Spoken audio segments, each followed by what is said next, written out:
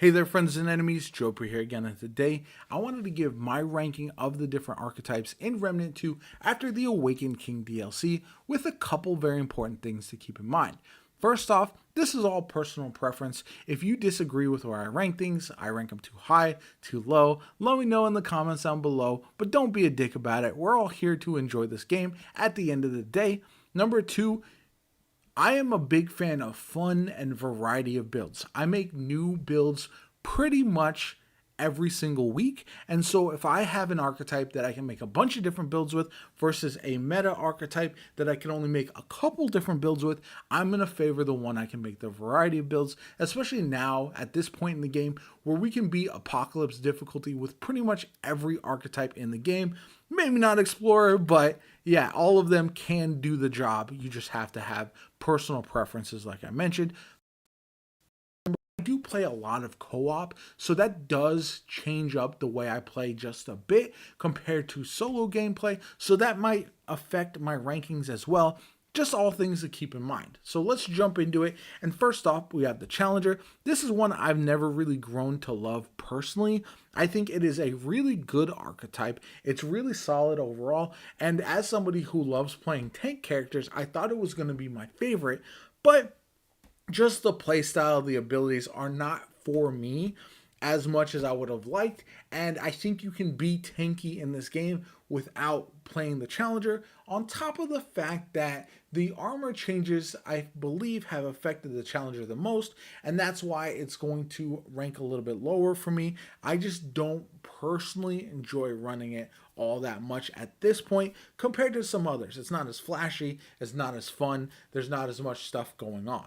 Next up, we have the Handler. Now, this is going to be a bit of bias, but I'm going to put this at A tier. This was my very first archetype, and so I fell in love with my good boy doggo, and I haven't wanted to get away from this archetype since. Obviously, I make all kinds of different builds with different archetypes, but this is my first true love in the game, so that's why I may be a bit biased. But I do think now that with the dog applying bleed to enemies, it does synergize very well for bleed builds, for also ritualist builds, so that really comes in handy and I think is more useful than it was in the past, and that's why I don't feel bad ranking the Handler a bit higher than I would have already. I think it was a little bit underrated early in the game by a lot of people, and now I think it's really, really solid, even though meta-wise, it might not be top of the charts ever with a lot of people.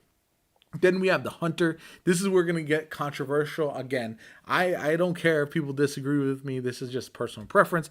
I don't enjoy the Hunter. I have never really liked having the Hugs build, and overall, I just think the Hunter gameplay, playstyle, and the abilities are not for me. And so that's why I'm going to rank it a little bit lower. I will recognize absolutely, and this is why I don't have it ranked even lower than this, that the Hunter is very, very powerful and can do a lot of really strong things. I just don't like it as an archetype, as a class. So that's why I'm going to rank it a bit lower. Again, if you disagree, just let me know. That's all fine and good. Then we have the the Gunslinger. The Gunslinger I'm going to rank a little bit higher than the Hunter personally, just because I do find a little bit more variety in the way I can use it. I do very much enjoy the Gunslinger overall a lot more than the Hunter if I were to choose one or the other. But yeah, I just like the aesthetic, the vibes of the Gunslinger are very, very cool, and that's why it's going to be up there in A tier as well. Next up, we have the Medic, and this is again going to be one where I know it is strong in certain cases. I have never enjoyed running the Medic, and every time I run the Medic, I feel like I can do better with the Alchemist, even though I know they do some different things, but as almost like a support archetype, I just feel like the Medic is not as good as some of the others, and I just don't enjoy running it as much as I do other archetypes, and that's why it's going to be a little bit lower. I know it can be strong in the right build. I know there's a lot of ways to make it really powerful, but you can say that about virtually any archetype on this list, and so that's why I'm dropping it down. Then we have the Alchemist. Now, this is going to be a little bit of potential controversy, but I'm going to put this a B tier solely because I am horrendous at remembering to pop my concoctions. I should be having 4 concoctions on with the Alchemist at all times, and I always forget. So while I do like its abilities, I do think it's very strong. With the concoctions going, it feels incredibly powerful. But I went into the One True King fight on Apocalypse difficulty without my concoctions popped. I've done that several times. And if there was a way for me to auto pop those concoctions, so that way when one set finished, the next one auto regen, and so they took over right away, I would be perfectly fine. I think that Alchemist would definitely rise up to A tier. But for me, because you need the concoctions to make it feel really, really good, and because I am so bad at remembering to pop them, that's why I'm going to rank it just a little bit lower. Then we have the Archon. This is a solid, fantastic S tier option. Absolutely worthwhile for chasing because it's not only strong with some of the mod power that it has, but it's also really fun with the lightning tickle fingers that it has, the storm collar, if you will. I do like the Archon a lot. I think it's the best archetype in the game overall, and it's worth chasing if you have not done so. That's what you have to do when you make a secret archetype like this that requires a lot of effort to go chase down. It should feel really strong, really unique, and that's what the Archon does, and that's why I like it so much. In the future, when we get Archons, get different archetypes, I hope they follow suit with the Archon and the Ritualist and make them really strong, have a variety of usages. And I think the Archon, of all of the archetypes on this list, you can make it a build with any other archetype and it can feel really, really strong. And that's one of the things I love about it. Next up, we have the Engineer. I'm a big fan. I love turrets in games. I love holding the turret and being able to do a ton of damage. I love dropping it down and letting it do passive damage. The flamethrower, I have a flamethrower build that I'm working on right now that feels awesome and I absolutely love it. And so there's just a lot of variety there, a lot of options to use this.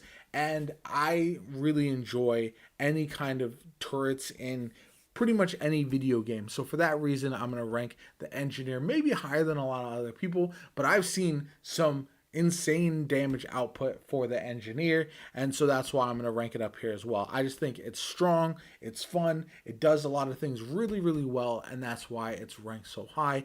I have been a Engineer Summoner main for a long time. That's been my primary archetype pair. I've replaced it with a Ritualist now, but yeah, I just love the Engineer quite a bit. Next up, we have the Explorer. This is the worst archetype in the game by a mile when it comes to combat, and that's why it has to be ranked down at D. This archetype, I have not seen one time on YouTube where the Explorer was used in a build video, especially for Apocalypse difficulty. This archetype is fantastic for going and hunting down secrets and all that kind of good stuff. But once you've found everything, there's really no reason to use this anymore. You're not challenging yourself with any builds. You're not doing any fun stuff. It's just not very good. And that's a real bummer because I wish it had some usefulness. And I honestly hope it gets buffed in the future, or they find some different rings and amulets and all that kind of good stuff to make it feel more powerful some way, somehow. I don't know how they do that, but that's what I hope. Next up, we have this. Wait, this is going to be the Summoner. I had these flip-flopped, but yeah, this is the Summoner I have up at A tier. Again, I've been a Summoner main for a long time. I think this is a hard one because I would drop it down just a little bit potentially with the update because the Ritualist has surpassed it so much, in my personal opinion, for my different builds.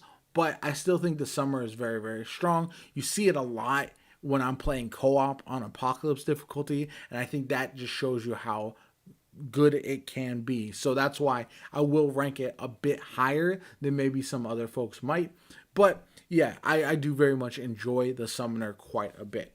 Then we have the Invader, which is a weird one for me because I have not really enjoyed the Invader a whole lot, but I'm going to rank it at D tier. And now I made a build recently that I did enjoy that was kind of melee focused and you were teleporting all over the place. It was a very fun play style. But outside of that build, I haven't found a lot of others that I love to use, and that's why it's ranked so low to me. I do think it does have a lot of potential. It can be very strong, but it's just not one that I find myself really excited to jump back in and make builds with and try out and do different things. I think there's a lot of other archetypes in the game where I look at them and I'm like, this would be fun. I'm theory crafting. I'm trying to come up with new ways to play them, and that just doesn't happen with the Invader as much, and that's why I rank it so low. And then finally we have the Ritualist, which I'm going to rank at S tier. Now, again, people might disagree with me. I know this has been bugged at times throughout the time frame since the Awakened King has dropped, but that being said, I love the variety of playstyle. I can make builds with all the different archetypes. It feels like I can make really powerful builds that I can take on pretty much any type of content, whether they are focused on just a bleeding build, whether you're doing something like a all-purpose status effect build.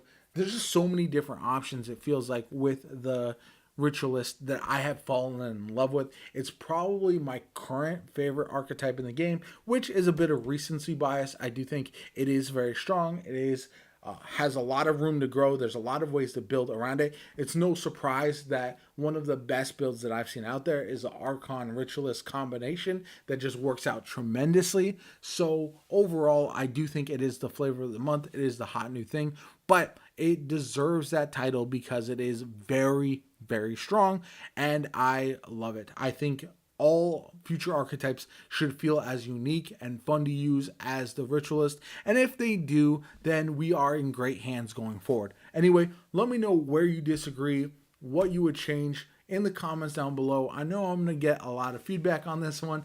My name is JoPa. If you enjoyed the video, hit the like button. Subscribe to the channel, helps me out tremendously. Shows you want to see more Remnant 2 content from me going forward. Have a good one, and I'll catch you all later.